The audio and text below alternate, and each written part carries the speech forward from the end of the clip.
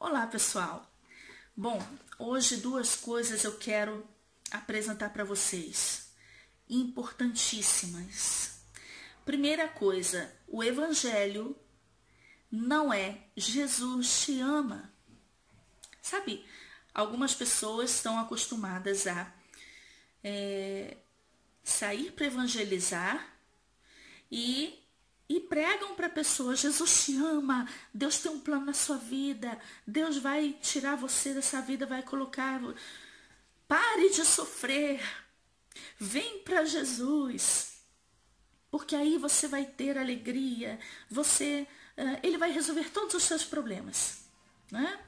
E não é isso, não é isso o Evangelho, não é isso que a Bíblia mostra, como que os apóstolos evangelizavam. João Batista, Jesus, qual era a mensagem? Né? Jesus não saía dizendo: eu amo vocês, não. E Jesus não corria atrás de ninguém, as pessoas vinham atrás dele.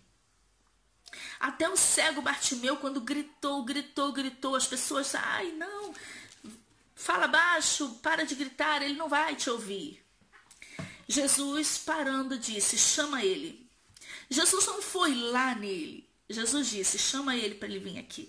Mas ele era cego, mas ele foi. O que eu quero dizer com isso? Existe muito engano, e é por isso que muitos estão vindo para Cristo, mas com uma expectativa errada, sem arrependimento dos seus pecados, sem consciência dos seus pecados.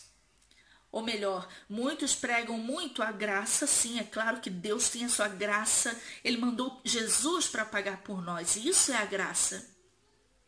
Mas isso não quer dizer que nós temos que dizer às pessoas que elas não precisam abandonar os seus pecados, pode viver como quiser e tá tudo bem. Não, não. O Evangelho não é isso. O que é o Evangelho então, Luana? Como que eu prego para uma pessoa, né? Simples. Vamos ver. Eu tenho aqui alguns exemplos. João Batista, lá em Mateus capítulo 3, versículo 2, diz assim: e dizendo: arrependei-vos, porque é chegado o reino dos céus. O próprio Jesus, logo no capítulo 4 de Mateus, no versículo 17, desde então começou Jesus a pregar e a dizer: arrependei-vos, porque é chegado o reino dos céus. A mesma mensagem. Mas Luana, se eu pregar para as pessoas que elas têm que se arrepender dos seus pecados, como é que eu tenho que atrair a pessoa para... A pessoa será atraída pela palavra, pelo perdão de Deus, que Deus tem a oferecer. O ser humano, ele tem uma dívida impagável com Deus por causa do pecado. Deus proveu o pagamento dessa dívida. Essa é a boa notícia, o perdão dos seus pecados. E você vai ser livre, o pecado não terá mais domínio sobre ti. É isso que a Bíblia diz, é isso que é o Evangelho. O Evangelho te oferece isso. Relacionamento com Deus. Você agora tem livre acesso a Deus, através de Cristo, que é a única porta, o único caminho, a única verdade. É o único que pode te dar a vida eterna. Esse é o Evangelho. Não é Jesus te ama, venha, para de sofrer. Atos 3:19, quando Pedro e João curaram o coxo diante da porta formosa lá no templo. E depois as pessoas ficaram espantadas com aquele feito. Depois Pedro começou a pregar e dizer para eles sobre Jesus. E dizia: arrependei-vos, pois, e convertei-vos, para que sejam apagados os vossos pecados. E venham assim os tempos do refrigério pela presença do Senhor. arrependei-vos. Esse é o evangelho. Marcos 1,15, sempre Jesus dizendo: o tempo está cumprido e o reino de Deus está próximo. Arrependei-vos e crede no evangelho. O que é o evangelho? Não é vida boa, não é dinheiro, não é ausência de problemas. Não é um cargo ou ficar famoso ou sei lá. Não. Quantas vezes eu já vi cantores, pastores, sobem no púlpito e ao invés de falar do evangelho, falar das coisas espirituais, aquilo que Deus fez na vida deles, eles contam como eles antes eram pobrinhos e agora eles têm uma vida tranquila, vida boa. Isso não é o evangelho. Meu Deus, quantas vezes eu já vi isso? E eu fico, gente, esse povo não é possível que não lê a Bíblia. Não lê. Não lê mais. Porque nem as letras das músicas têm mais inspiração da Bíblia. São completamente longe das verdades de Deus, longe da verdade da Escritura. Claro, com várias exceções, nós temos aí ainda músicas boas, mas a maioria são humanistas, tem satanismo oculto ali na letra, nos ritmos, é uma coisa absurda. Sim, tem satanistas no meio dos cristãos infiltrados, é sim, tem. E o engraçado é que o povo não entende, não vê, não percebe e continua indo na rua fazendo evangelismo, sabe quando começam a cantar e ao invés de cantar uma música que fala do amor de Deus, mas aquilo que Jesus fez e chamando ao arrependimento, abandone os seus pecados e venha para Cristo, não. Eles dizem, você é um espelho que reflete a imagem do Senhor. Gente, você está pregando pro pecador, como ele é um espelho que reflete a imagem do Senhor. Isso não é música para evangelizar. Não faz o menor sentido. O povo esqueceu o que é o evangelismo. O que é evangelizar? É arrependei-vos. Como que a pessoa tem consciência do pecado? Mostrando o quê? A lei. Mostrando a lei. Eu não estou dizendo que toda a lei de Moisés vale para hoje. Eu não estou dizendo isso. Mas a lei moral de Deus. E nós entendemos o que é a lei moral de Deus. Bom, as pessoas têm noção. Tem algumas pessoas que dizem, não, eu tenho que me consertar primeiro. É o Espírito Santo que conserta, certo? Então você fala para a pessoa, vem para Cristo como estás. Ok, mas ele vai te transformar. Abandone seus pecados. Não peque mais, como Jesus disse a mulher adúltera. Vai, não peque mais. Não peques mais. Por quê? Óbvio. Porque o evangelho é arrependei-vos, não é? Vai, continua assim, tá bom, você já tá salvo. E não vai perder a salvação, né? Não é muito por aí, tá, gente?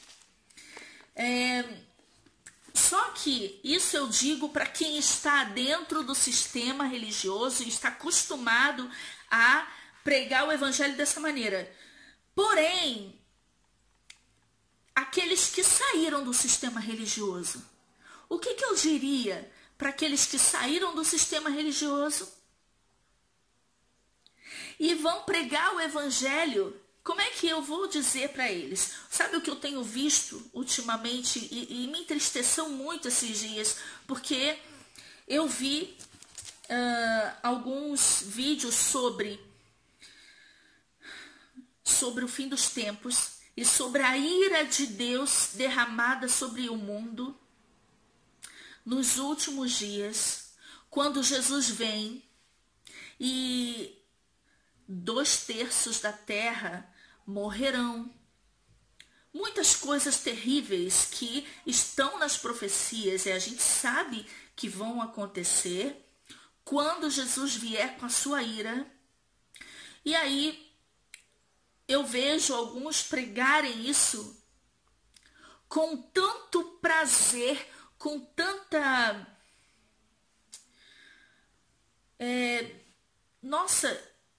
parece assim, nossa, eu não vejo a hora de ver Jesus vir e matar todos os ímpios e ver os corpos uns sobre os outros. Gente, é um sentimento estranho, não é normal isso. Não é de Deus. Aí eu vou para 1 Coríntios 13. Ainda que eu tivesse todo o conhecimento e toda a ciência, se não tivesse amor, nada seria. Não adianta nada eu pregar o evangelho, pregar a verdade, as verdades da palavra fora do sistema e não ter amor. Eu vou cair naquele... Quando Jesus disse que nos últimos dias, porque aumenta a iniquidade, o amor de muitos se esfriaria. Eu não quero que o amor de Deus se esfrie em mim. Eu não posso pregar as verdades no YouTube se eu não tiver o amor e se eu não tiver ainda a esperança e pregar o evangelho para as pessoas, dizer... Ainda há tempo de se arrepender. Ainda há tempo de se arrepender. Olha, eu vou ler um texto aqui para vocês, tá bom? Mas, lembrando, eu falei sobre semente da serpente aqui nesse canal.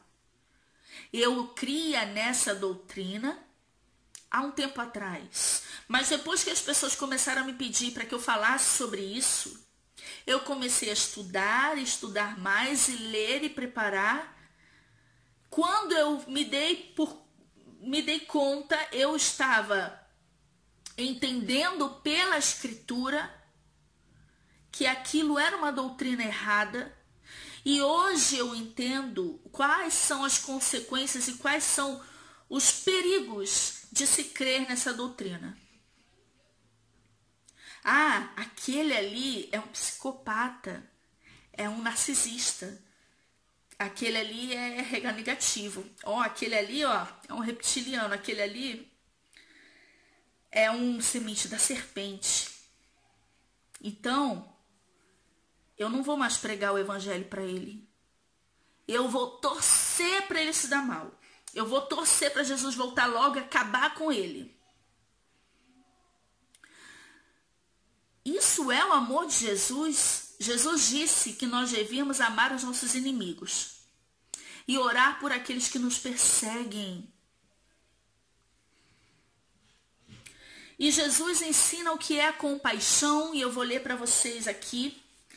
Lá, o profeta Jonas, uma vez, eu ouvi um pastor dizer uma frase, eu não lembro quem era esse pastor, não me lembro, mas ele disse uma coisa que marcou muito. Ele disse assim: como saber se um profeta é de Deus? Se ele está lançando uma palavra de condenação ou de exortação. Como saber se é de Deus essa palavra? Se ele não tiver lágrimas nos olhos, ele não é de Deus. E aquilo me marcou muito. E aquilo mexeu muito comigo. E eu falei, olha, é verdade que mesmo lançando uma palavra de condenação, quando Deus manda você falar algo, é para que se crie exortação, consolação ou edificação. Então a palavra, ela tem que ter 3 objetivos: edificar, consolar ou exortar. Ou seja, chamar ao arrependimento. Eu não posso pregar a condenação de Deus. Olha, Deus vai mandar o fogo do céu e vai destruir essa terra com fogo. Ai, que legal. Vão para o inferno todos aqueles malvados que me perseguiram e me fizeram mal. Irmãos, ainda há tempo de pregar o arrependimento. Onde está a compaixão por essas almas? Eu vejo que a frase que eu ouvi desse pastor não era correta. Existem profetas que não têm amor, mas Deus trata com eles. Eu vou mostrar para vocês um exemplo. Lá em Jonas. Jonas, ele não tinha nem um pouco de compaixão pelos ninivitas. Deus disse para ele, lá em Jonas, ele tem só 4 capítulos, pessoal. Leiam com calma depois. É muito rápida essa leitura, mas leia com calma, leia com atenção. Olha o que Deus está ensinando para Jonas. Deus disse para Jonas assim: e veio a palavra do Senhor a Jonas, filho de Amitai, dizendo: levanta-te, vai à grande cidade de Nínive e clama contra ela, porque a sua malícia subiu até a minha presença. Nós conhecemos a história, sabemos que Jonas não quis ir, ele não foi para Nínive. Por um lado, a gente pensa ele podia ter medo dos ninivitas, porque eles eram muito maus. E provavelmente, sim, um pouco de medo ele devia ter mesmo. Mas, indo além na história, você vê que não era medo dos ninivitas, mas era pior, era falta de amor. Ele não tinha nem um pouco de compaixão pelos ninivitas. Depois que Deus pega ele com um grande peixe lá, joga ele lá em Nínive. Agora você vai pregar o que eu mandei para você, né? E levantou-se Jonas e foi a Nínive, segundo a palavra do Senhor, lá no capítulo 3. Ora, Nínive era uma cidade muito grande, de 3 dias de caminho, e começou Jonas a entrar pela cidade, caminho de um dia, e pregava, dizendo: ainda 40 dias, e Nínive será subvertida. E os homens de Nínive creram em Deus e proclamaram um jejum e vestiram-se de saco, desde o maior até o menor. Então, eles ouviram a palavra. Que palavra é essa que eles ouviram? Foi: Jesus te ama? Não, porque Jesus não tinha ainda, né? Deus ama vocês. Vamos para a igreja. Não. Ele disse: arrependei-vos, porque a ira de Deus virá sobre vocês. Então, quando nós pregamos o evangelho, sim, é verdade, a ira de Deus vem, mas você ainda tem tempo de se arrepender. Não adianta eu pregar a ira e dizer: você vai para o inferno, porque você é semente da serpente, porque você isso e aquilo, e não pregar o arrependimento e não crer que Deus pode restaurar o ser humano. Não adianta nada ter todo o conhecimento, toda a ciência, não tiver amor. Olha, Jonas pregou em Nínive e no final, depois que aqueles homens se converteram, fizeram um jejum e tudo mais, Deus viu as obras deles, como se converteram do seu mau caminho, e Deus se arrependeu do mal que tinha anunciado lhe faria e não o fez. Obviamente, Deus já sabia, né? Deus já sabia como ia acabar a história, por isso que Deus mandou Jonas lá. Porque Deus não precisava mandar ninguém lá para anunciar nada. Ele podia destruir, salvar alguém ali, igual fez em Sodoma e Gomorra. Não, mas Deus mandou um profeta. Se Deus mandou um profeta, é porque Ele quer que se arrependam. E se você prega a palavra no YouTube e é profeta de Deus, porque se você prega as profecias, você está sendo profeta, você está proclamando as profecias. Então, tenha compaixão daqueles que ouvem a tua mensagem. Pregue o arrependimento, mas creia que Deus pode transformar o homem. No capítulo 4, mas isso desagradou extremamente a Jonas. E ele ficou irado. Jonas ficou irado, porque Deus perdoou os ninivitas. Porque Deus não destruiu a cidade. Ele ficou irado. Ele teria um prazer enorme em ver aquela cidade sendo destruída. Esse sentimento que eu vejo em Jonas, eu estou vendo em alguns youtubers e eu estou ficando muito assustada com isso, porque Deus, ele pegou Jonas e fez Jonas aprender uma lição que é a principal do evangelho. Se você não tem compaixão, se você não sabe ter amor às almas, como que você vai pregar o evangelho? Versículo 2 do capítulo 4. E orou ao Senhor e disse: Ah, Senhor, não foi esta minha palavra, estando ainda na minha terra? Por isso é que me preveni fugindo para Tarsis, pois sabia que és Deus compassivo e misericordioso. Eu sabia. Longânimo e grande em benignidade, e que te arrependes do mal. Eu sabia que você ia perdoar eles, por isso que eu não quis ir lá. Peço-te, pois, ó Senhor, tira minha vida, eu não quero nem mais viver. Meu Deus, que é isso? Porque melhor me é morrer do que viver. E disse o Senhor: fazes bem que assim te ires? Então Jonas saiu da cidade e sentou-se ao oriente dela, e ali fez uma cabana e sentou-se debaixo dela, à sombra, até ver o que aconteceria à cidade. Ou seja, Jonas foi lá, sentou, pegou a pipoquinha e opa, vamos ver. Eu quero ver se Deus vai destruir essa cidade. E ficou ali, esperando. E fez o Senhor nascer uma aboboreira, e ela subiu por cima de Jonas, para que fizesse sombra sobre a sua cabeça, a fim de o livrar do seu enfado. E Jonas se alegrou em extremo por causa da aboboreira.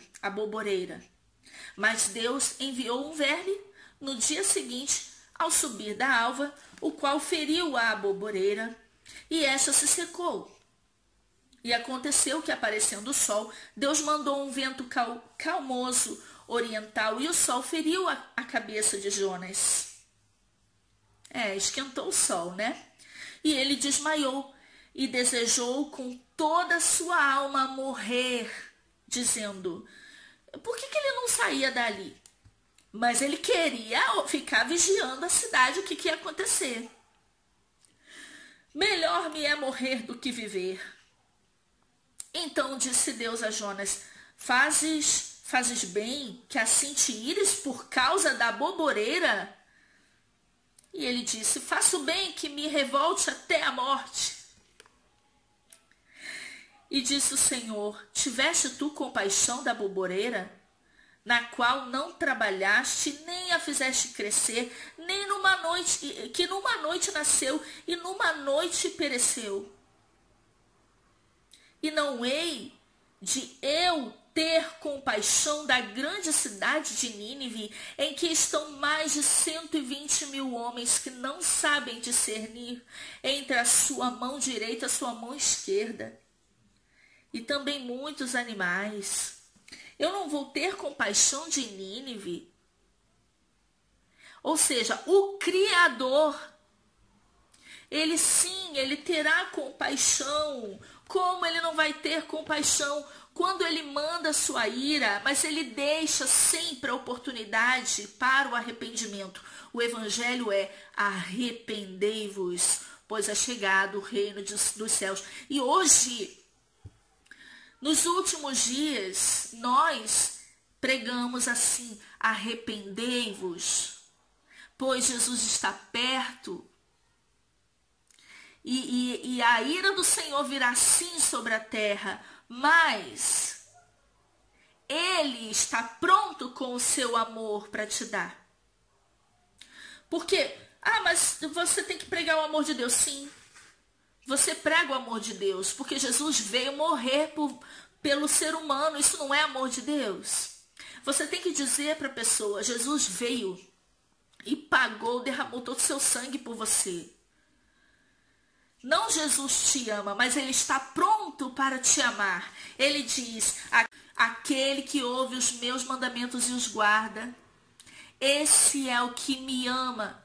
E aquele que me ama será amado de meu Pai, e eu também o amarei e me manifestarei a ele. Então, não é que Jesus ama a todos.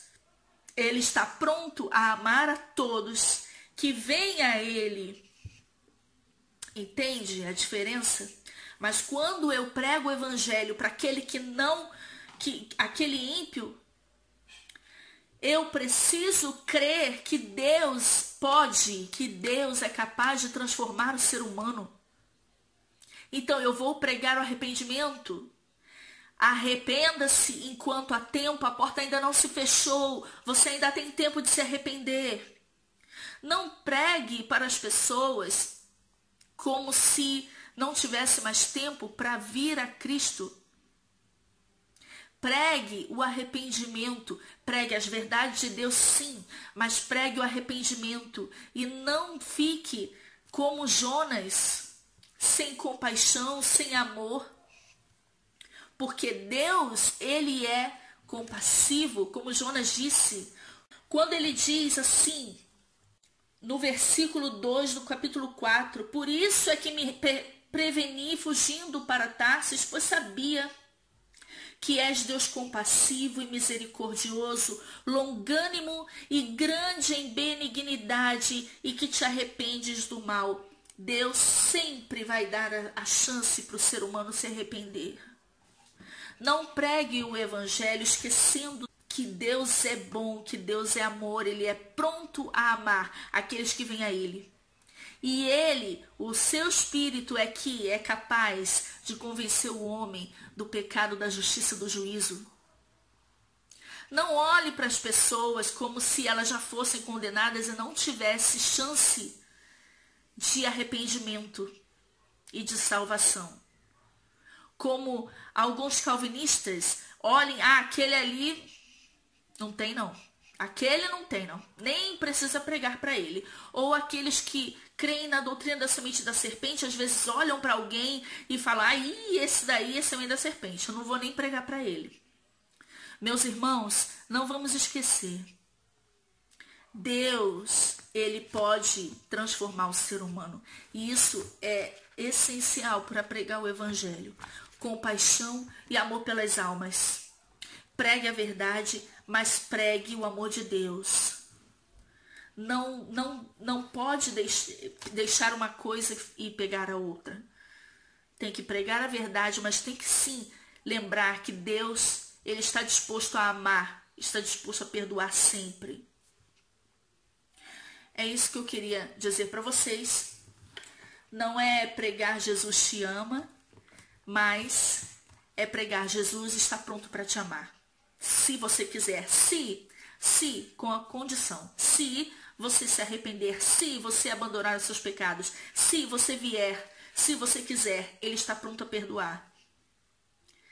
Tá bom, meus irmãos? Fiquem com Deus, fiquem na paz do Senhor e até a próxima.